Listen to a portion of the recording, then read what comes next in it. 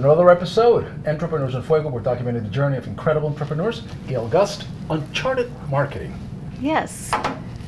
My pleasure. Thank you for having me. Thank you for coming. Marketing is right here. You love it? It's your passion? Because I don't understand it well enough to call myself a marketer. And technology, of course, has enabled us to track to the last taste of this particular individual, what is the preferences of these other people, et cetera, et cetera. So you can micro market something, Right. but most of us don't have access to those tools, to the analytics, right? A lot of us are real estate agents, insurance agents, chefs, personal trainers, et cetera, and we rely essentially on a vague post on social media or Facebook or Twitter to kind of get our messages out. You're the marketing guru. Tell us what we're doing wrong. Tell us what we're doing right. Well, that's a tough question. What I'd like to do is really take a personal approach. So what you're doing right or wrong, it's somewhat subjective, but the core of the marketing strategy is really where it all begins. So let's start with why you exist and what is your message, who do you want to reach? And that gets down to what you were saying about the fact that we do have those tools now that can get us very targeted, but you first have to know and understand who it is you really want to reach. And then once you know and understand that, take a look at the things that you need to do, where you need to do them, per se, to reach those people. What messaging are you trying to achieve? How do you want to look to that group of people? So it's a combination of branding, public relations, it's marketing, it's analytics, and it's a whole slew of different tools that through research, I think we find out who is the target, who is the right the person or the right market, if you will, that we're going after. Right. That's a lot. It is a lot. And then what is it that you do better than your competition that's going to grab the attention? Because our short attention spans, you don't have a lot of room to have error when it comes to your messaging and how you're communicating with your audience and what it is you want to communicate. So what is it different about you that's going to make them want to buy from you? It is interesting to when it comes to a particular industry, such as the insurance industry, for instance. You go to networking events and insurance agents, I love them to death, but an insurance agent stands up and gives their 60-second pitch. Oh, I review your policy for free. There's no comparative advantage in certain sectors. And so the challenge is to find your very distinct comparative advantage, your very distinct point of separation from the rest of the crowd. How do you do that? For sure, absolutely. How do you do that in an industry that is so insipid, if you will, as insurance or even as real estate? Right. So when it is more of a commodity type product that, product A, B, and C is the same from you as it is from the other person, sure, it becomes more of the relationship and who are you buying from? That's always really important is the personal connection that you have with your clients and how what you bring to the table personally plays into what you offer, how you offer it, and how you relate to your customers. Do you, when you evaluate a customer, when you evaluate a potential client, and you look at this client who is in an insurance industry, are some industries more challenging to market than others? Absolutely. Absolutely. If you have a unique product, come see me. It's right. It's going to sell itself. That has its own challenges too, because there aren't as many case studies per se to draw from.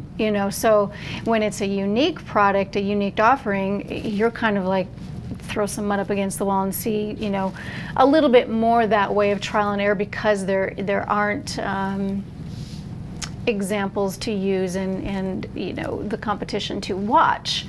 On the other hand, it's really difficult when you are in a commodity product to be different and to be distinctive. You've been in the marketing public relations field for over 20 years. Yes.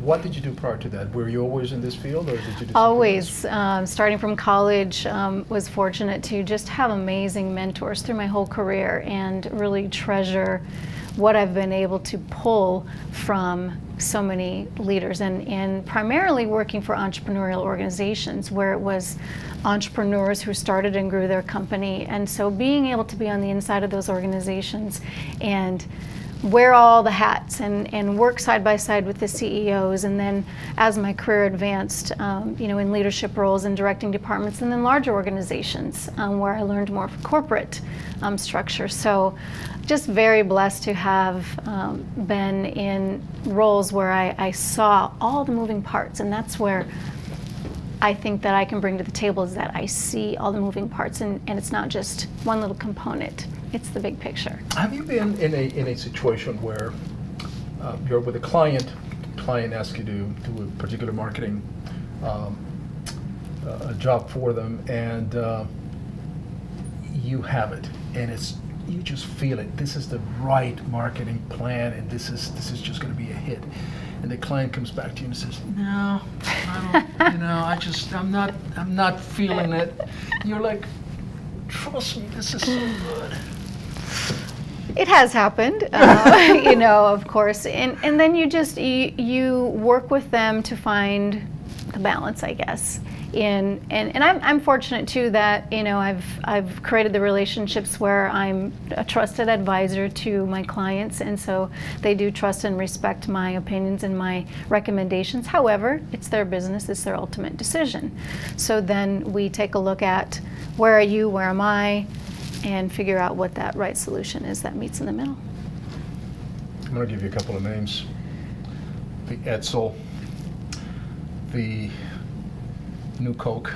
You know where I'm going with this. Even the brightest brains, seemingly, in the industry can make some just Remember the incredible. Gap logo? Do you remember God. the Gap Yes, I logo? do. That was just like a little blip on the radar, right? Very, very, very quickly on the radar. Have you encountered instances in which you knew it was the right marketing, but it just didn't go the way you wanted it? Yes. I had to think a while back to a specific example that came into my head, but yes, it has happened. And then you learn from that mistake, and you're like, you can't live there too long. Oh, sure. Right. That you have to brush it off and grow from that. And every experience is a learning experience, and we know we're going to make mistakes. So it's what you take away from that mistake that's going to make you and bring you success later.